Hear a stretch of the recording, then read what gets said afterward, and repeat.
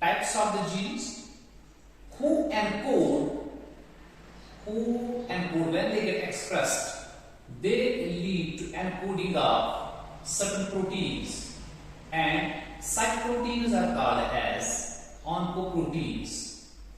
And for your kind information, these oncoproteins are actually responsible for the conversion of a normal cell into a proliferated cell or into a cancer type of the cell. And there are so many, in our previous lecture we came to know that more than 50 proto-oncogenes are nowadays known so far as human genome is concerned. And there are so many these oncoproteins are also known, and their role is also known. And one of the important oncoproteins which are associated with the different types of the cancers, that is known as growth factor. Since there are so many growth factors, here I will write down growth factor. There are so many oncoproteins which are responsible or which are associated with different types of the cancers. And one of the important forms of the oncoproteins are in the form of the growth factors. As we know, different types of the growth factors are present in our cells at different stages of our lives, but it has been seen that most of the growth factors are having their association directly or indirectly with the development of the cancers. And the mechanism which is being operated by such growth factors over the cells to get them transformed is like this. Say, here it is a growth factor. For example, here it is a growth factor. Here this is a growth factor. Okay, this growth factor has a specific receptor over the membrane. It has a specific receptor over the cytoplasmic membrane. It has a specific receptor. Now, this is the cytoplasmic membrane, and this is a specific protein receptor. See now, this is a protein. This is a protein receptor which is present over the cell membrane. Now, when this growth factor comes and when it happens to get contacted with the protein receptor which is lying over the cell membrane, then it binds itself with this receptor. When it binds itself like this with this receptor, say here this is the binding, here this is the binding. When binding of a growth factor takes place with what? With the receptor, with the protein receptor of the cytoplasmic membrane. What then happens? It induces a transmembrane the signal. Then there is induction of a transmembrane cytoplasmic signal. In this transmembrane cytoplasmic signaling, we see that there are different cytoplasmic proteins. These cytoplasmic proteins actually get activated when this binding takes place because of transmembrane cytoplasmic signaling. These cytoplasmic proteins get activated. Cytoplasmic protein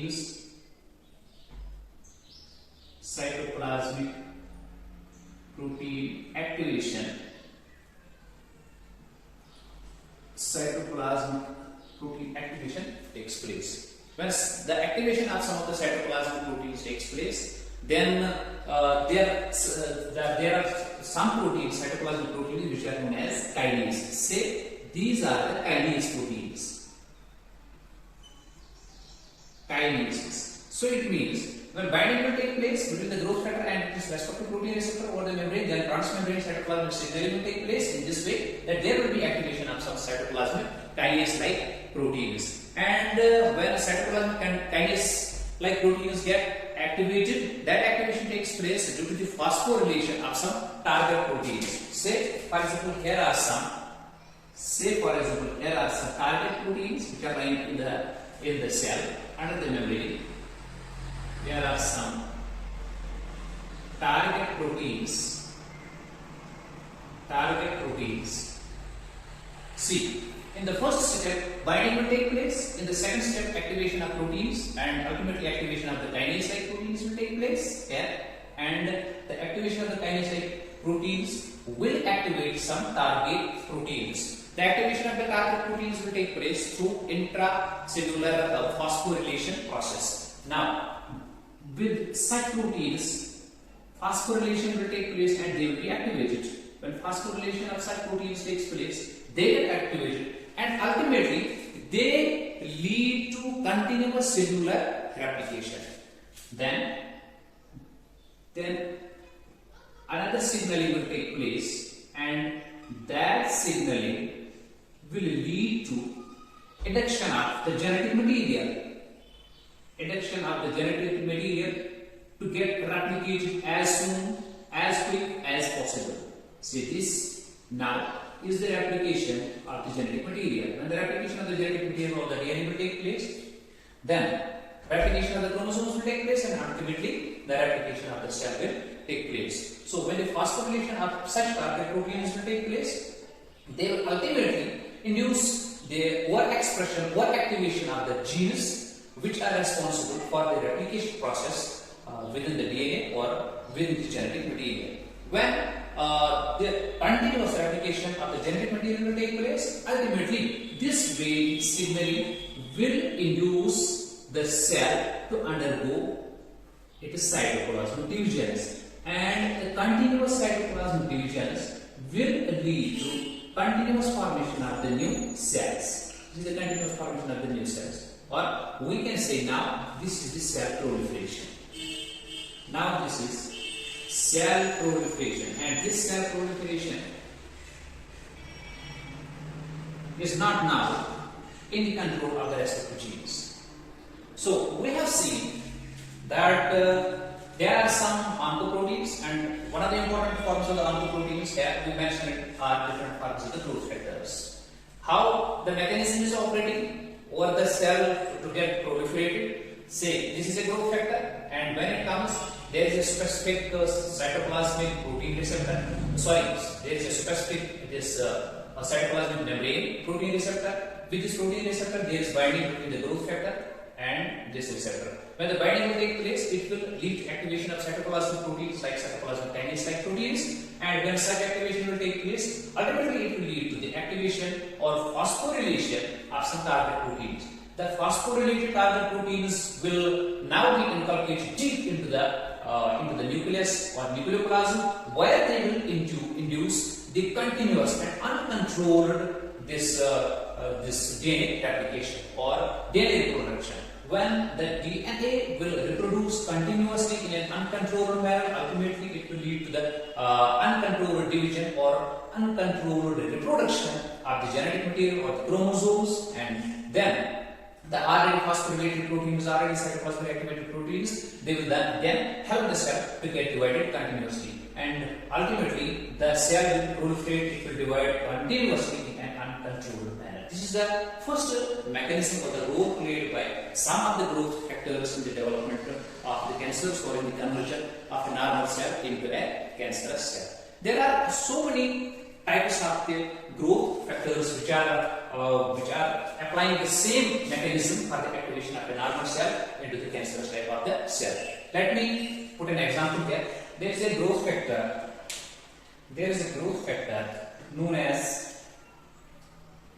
Known as EGP or epidermal growth factor. An important example of the growth factor is epidermal growth factor.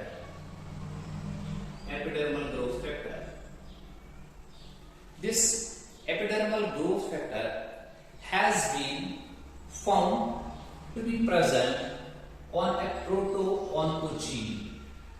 It is not present. Actually, it is present in the cytoplasm because of expression of a proto-oncogene, and that proto-oncogene is known as HST first. HST1. So this is the proto-oncogene, and its expression leads to the formation of the epidermal growth factor. Since we came to know that the oncogenes, their expression leads to the formation of the oncoproteins, so epidermal growth factor (EGF) is actually the product of expression of proto-oncogene HST first, and this epidermal growth factor has been found to be associated with breast cancers, with stomach cancers, and even with the bladder cancers. It has been found to be associated with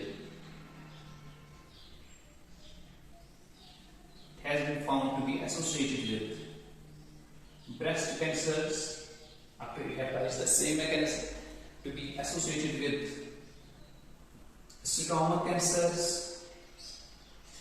Stomach cancers has been found to be associated with bladder cancers.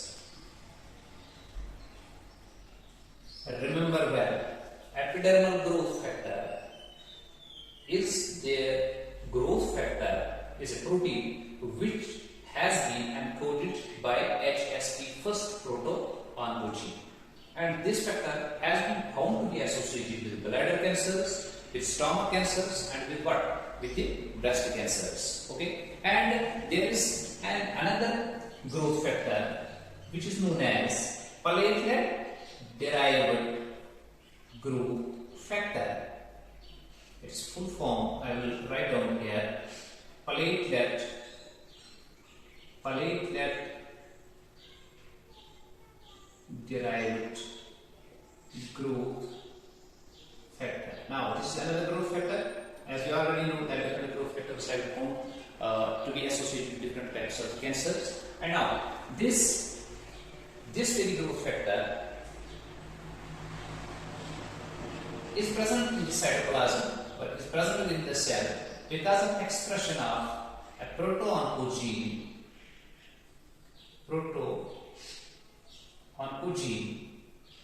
known as CIS or SIS. This is the proto-oncogene. Its expression leads to formation of EGF, and this growth factor has been found to be associated with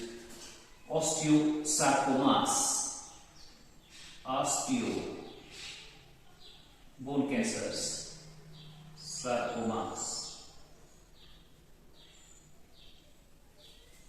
So you came to know that when the proto-oncogene HST first expresses itself, and when some change will take place in this very type of the gene, it will lead to the formation of some defective epidermal growth factor, and then that defective epidermal growth factor has been found to be associated with the breast cancers. It has been found to be associated with stomach cancers, to be associated with bladder cancers. And similarly, there is another factor known as platelet-derived growth factor, and it has been found to be synthesized by the expression of the CIS gene, and it has been found to be associated with this type of the cancer known as osteosarcomas. Okay, now there are some other proteins which have been also found to be having their association with different types of the cancers. Like there are some GTP binding proteins. Let me write down here: GTP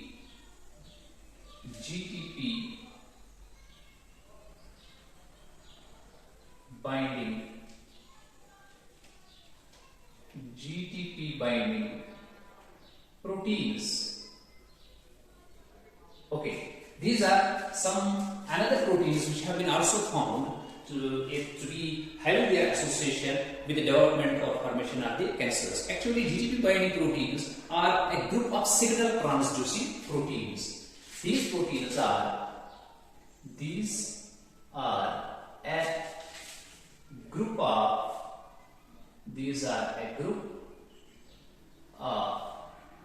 signal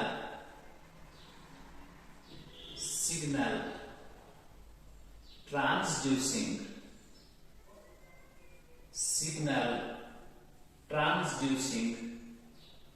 proteins, and they have also been found to be associated with different types of cancers. There is a mechanism, that is guanosine triphosphate. Okay, there are some proteins which get associated with the guanosine triphosphate. Either they are defective forms or they are in changed forms. When they get in a different way associated with the guanosine triphosphate, then through a mechanism they convert a normal cell into a cancerous cell, because GTP binding proteins, GTP-BPs binding proteins have been found to be associated with 30% of cancers. In 30% of the cancers, the GTP proteins have been found to be associated with them.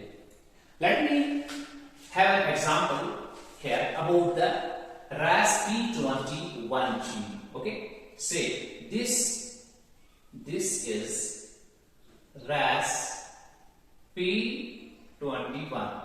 Actually, its molecular weight is 21,000. So this gene is known as RASP21, about which we discussed in our early lectures. And let us discuss the role played by some GTP binding proteins or the activation of the RASP21 proteins.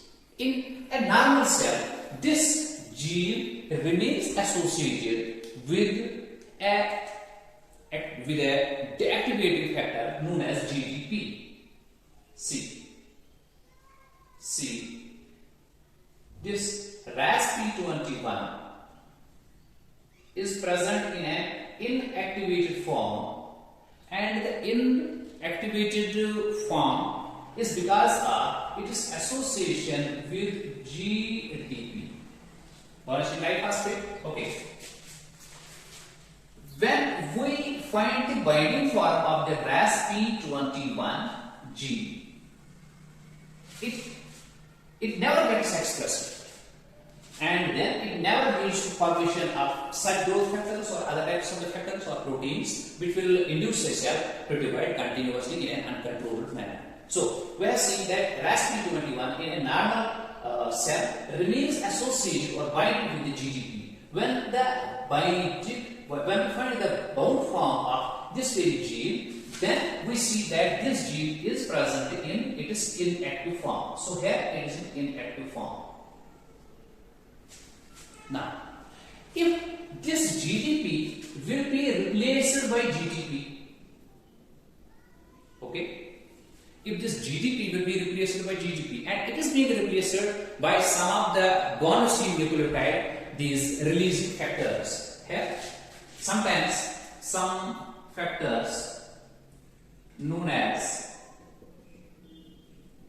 guanosine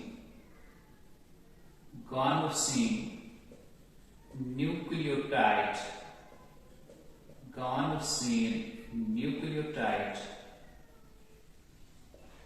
releasing factor. This guanosine nucleotide releasing factor leads to a replacement of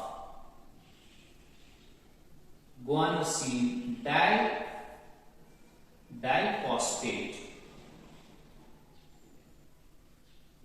by guanosine triphosphate. Then this guanosine diphosphate will come here and it will be replaced by this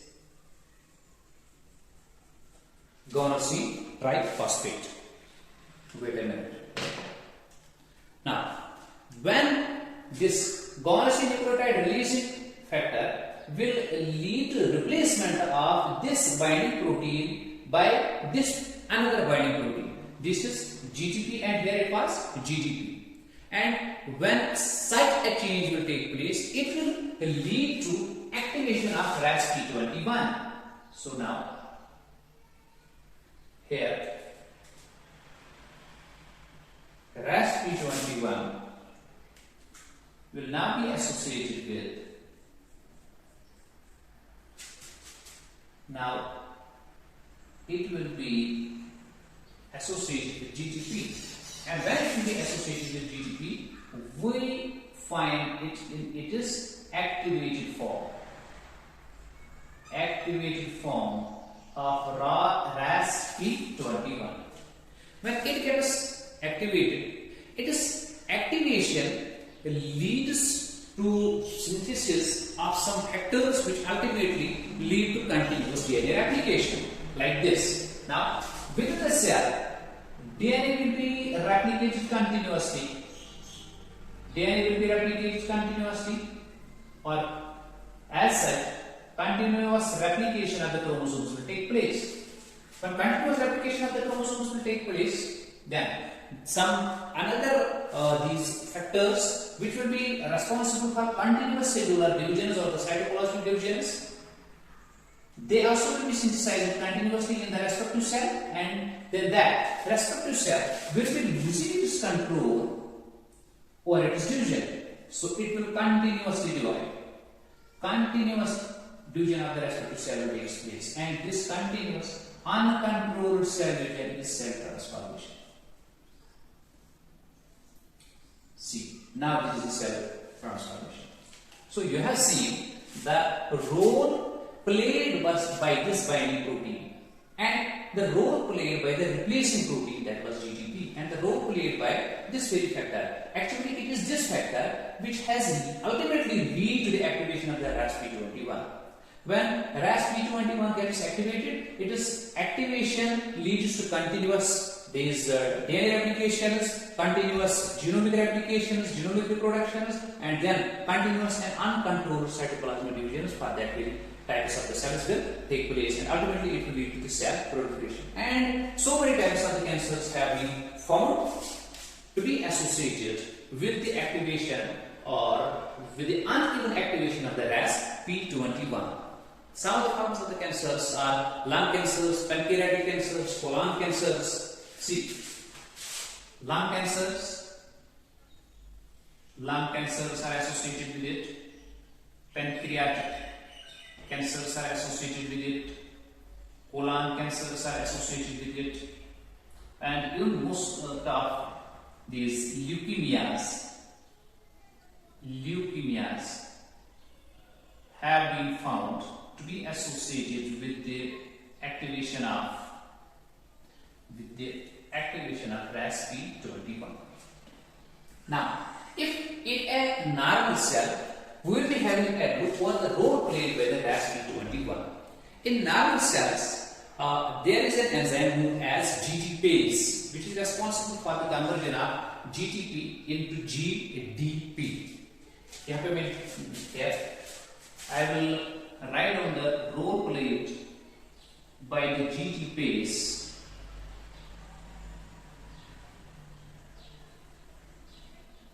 Normal cells, there is an important role which is being played by GTPase, and the function conducted by the GTPase is like that. It leads to the conversion of GTP into GDP.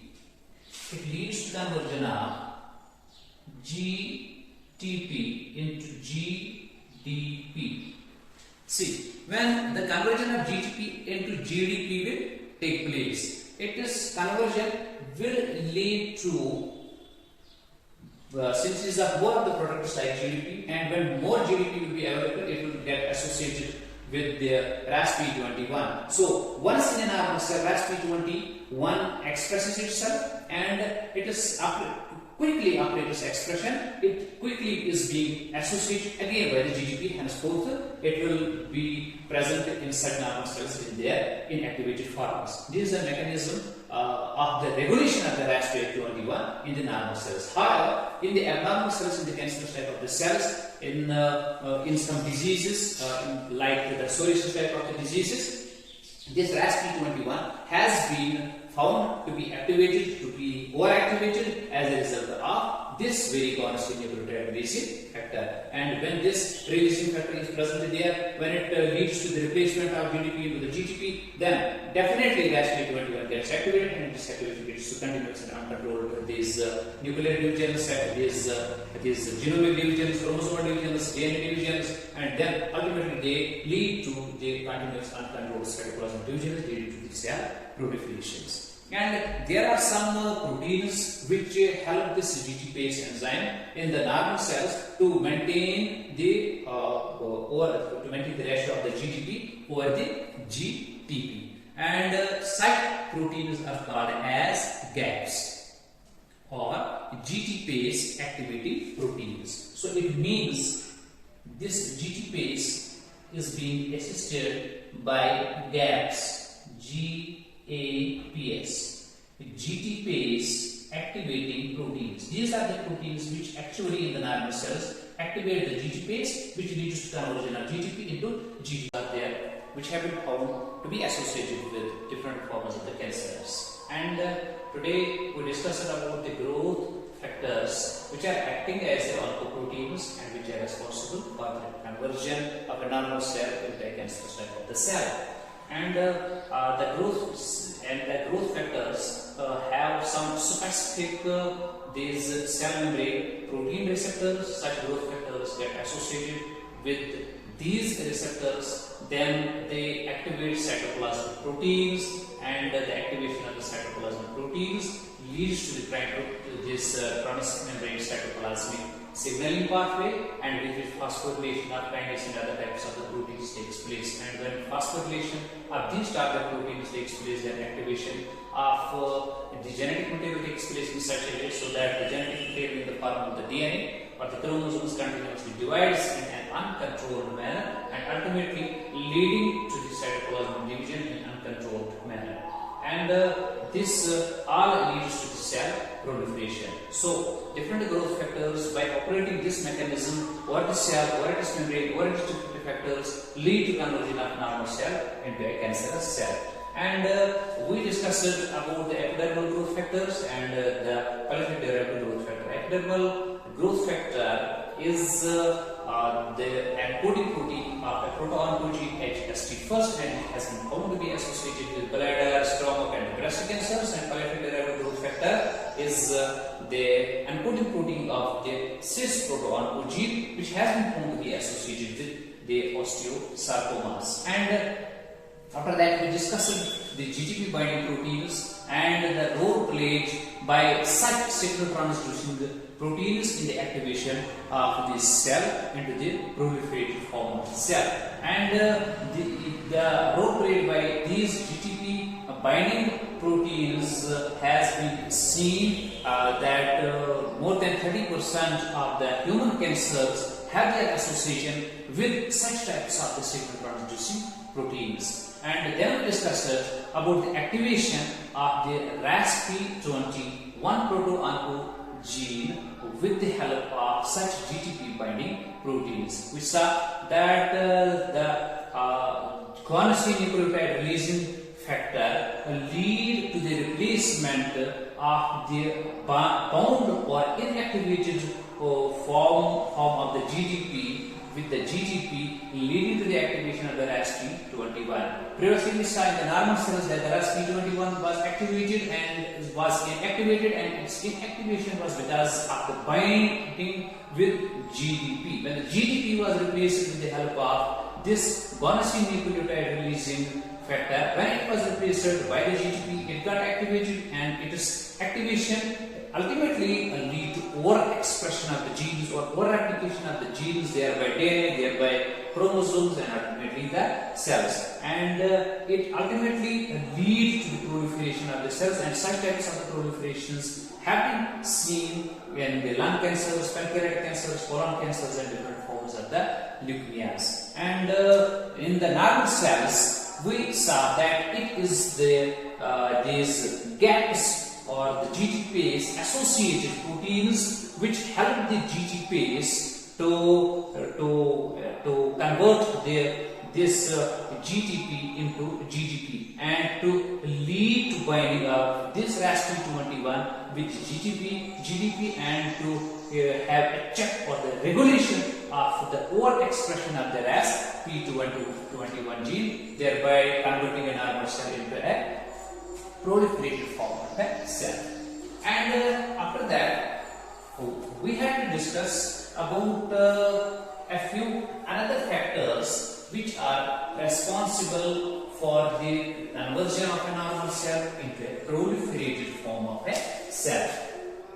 And the another factor or the another protein which gets activated likely by some of the growth factors and ultimately leading to the proliferation of the cell.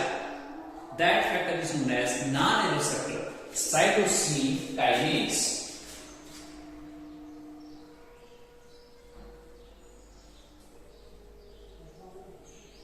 Non-receptor cytosine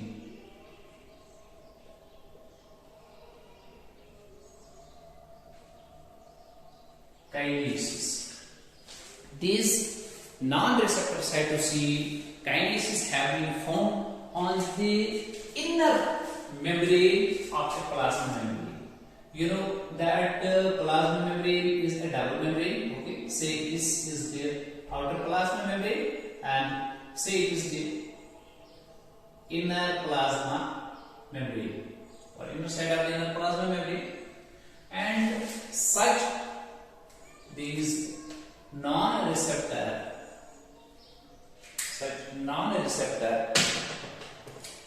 cytoplasmic kinases have been found associated with the inner membrane, and by some growth factors like epidermal growth factor was there, like polypeptide growth factor was there. Some similar types of the growth factors lead to the activation of some particular types of the proto-oncogenes, and one of the important group of the proto-oncogene which is actually associated with the encodement or expression or formation of such non-receptor cytoplasmic proteins. These are non-receptor cytoplasmic proteins, and this is the proto-oncogene. This proto-oncogene is responsible for the synthesis of these inner membrane associated non-receptor cytoplasmic kinases. Sometimes some of the growth factors about which we will discuss it, some of the growth factors lead to the overexpression of this type of the proto-oncogene ABL, and when it is overexpression takes place, then it leads to phosphorylation of so many.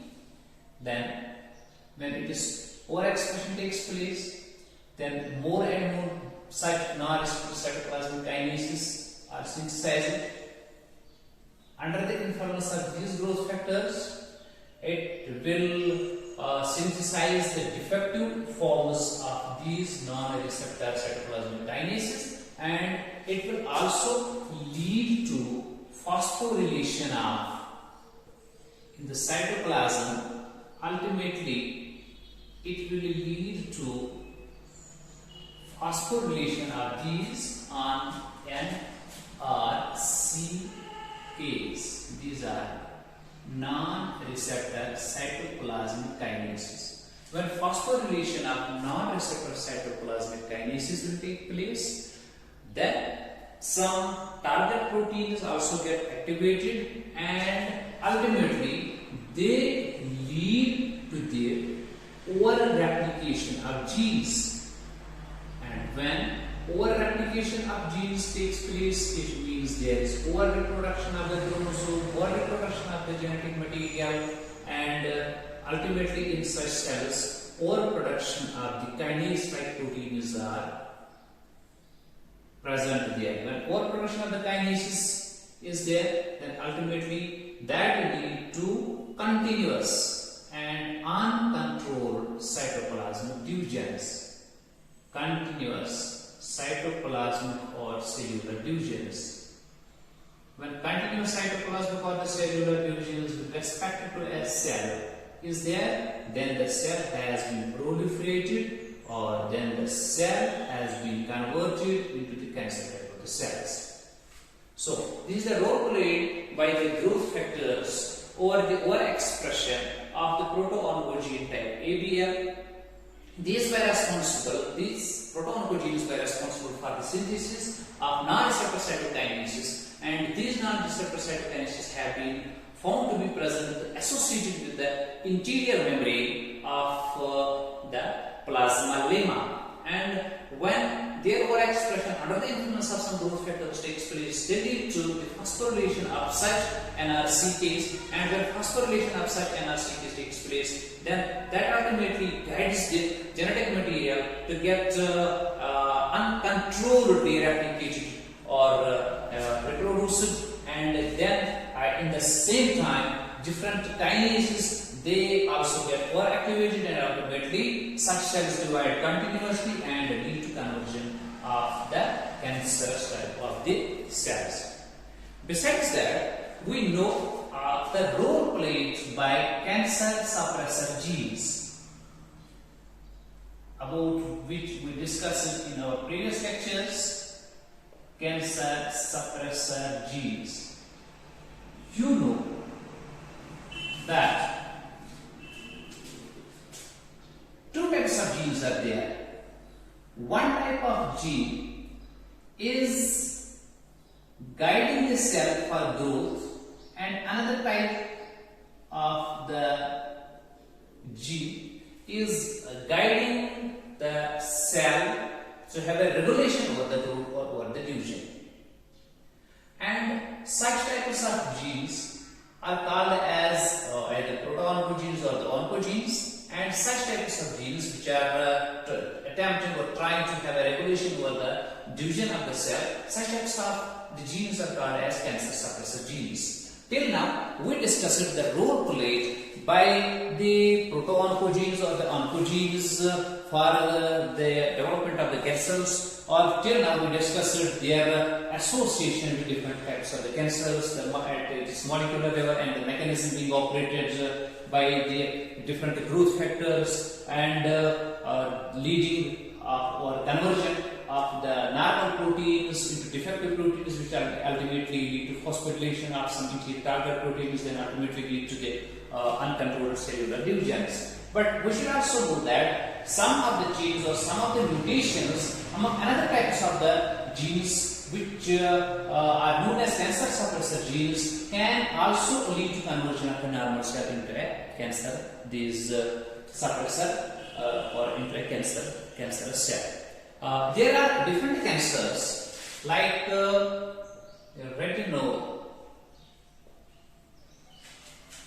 among the different cancers, there are cancers like retinoblastoma,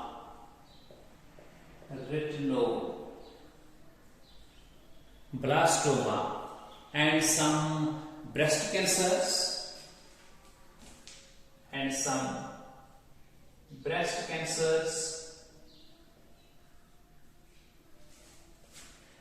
some of the cancers of the kidneys, especially the Wilms kidney tumor. It is a kidney cancer known as Wilms kidney tumor, and even some of the cancers of the lungs or lung cancers. In some cancers, it has been found that cancer suppressor genes have their direct involvement. You know that in a cell, one set of the gene is there which are known as cancer causing or the oncogenes, and another set of the genes is there which is known as cancer suppressor genes. And till now we were discussing the role played by the oncogenes, their overexpression and their defective expression is due to conversion of the nervous cell to the cancerous cell. But the role played by the cancer suppressor genes should not be ruled out. Actually, if the mutation will take place in the cancer suppressor genes, if the mutation will be because of physical, chemical or some other types of the carcinogenic factors, but their mutations can lead to their overexpression or underexpression or their defective expression. Such defective expressions can lead to the cell to divide in an uncontrolled manner and to get transformed into a cancerous type of the cells. So, different cancers like retinoblastoma, this is one of the form of the breast cancer.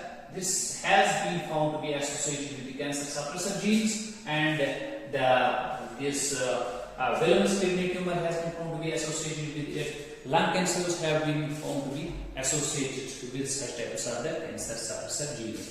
Besides that, we have already discussed about the apoptotic genes, and you know that the apoptotic genes are responsible for programmed cell death, which is required by every organism to have a regulation or the number of the cells, to have a regulation for the transformation of one state of individual into the another state during the fetal stages. And it has been found that such apoptotic genes or programmed cell death controlling genes are also associated with the development of the different types of the cancers. You might have heard about the BCL2. This is actually an apoptotic gene.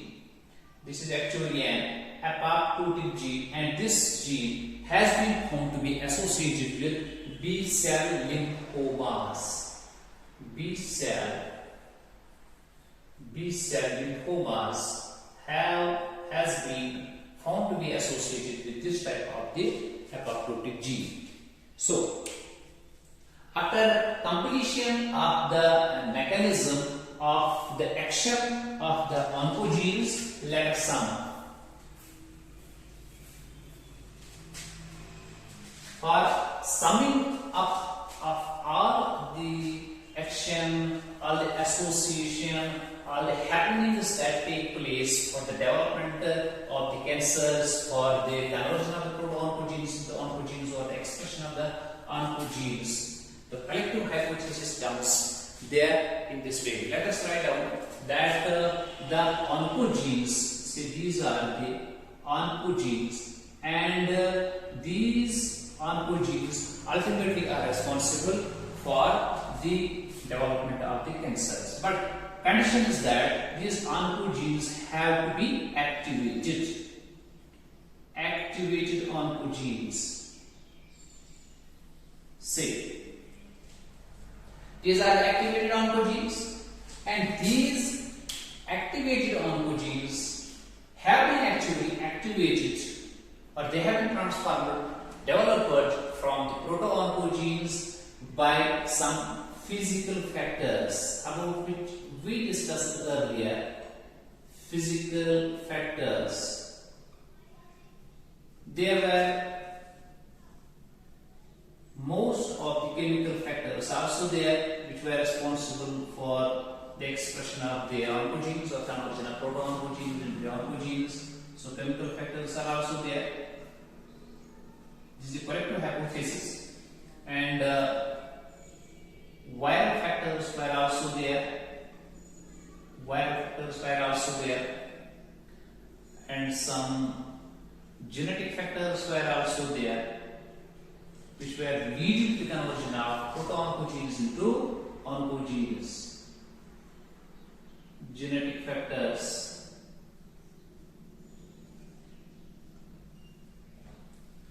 Not only that, but we also discussed about the role played by some of the another environmental factors. We have seen that environmental, physical, chemical chemical, viral, genetic, and some other biological factors lead to the activation of the oncogenes or lead to conversion of proto-oncogenes into the oncogenes. But at the same time, we have seen for the development of the cancer, it was mandatory for the cancer suppressor genes to remain inactivated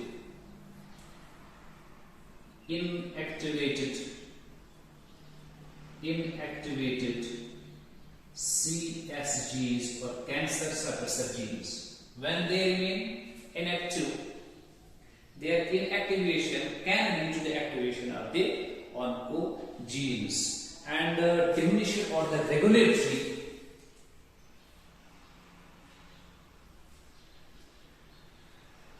here. Another factor is necessary for the development of or expression of the or the activation of the oncogenes, that is diminished or less activity of apoptotic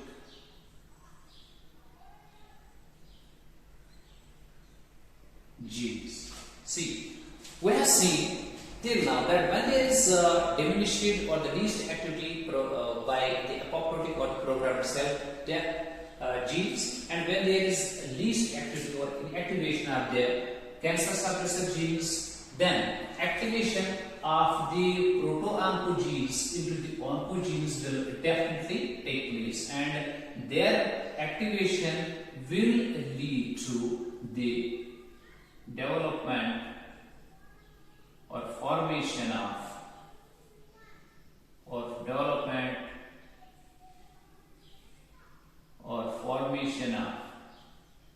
the cancer. And different factors are environmental, physical, chemical, viral, genetic factors. And this is the collective hypothesis. So the collective hypothesis is actually the summing up of the reasons lying behind the activation of the proto-oncogenes into the oncogenes. And from this collective hypothesis, we will be having a thorough look over the role played by the different factors for the activation of the oncogenes and their activation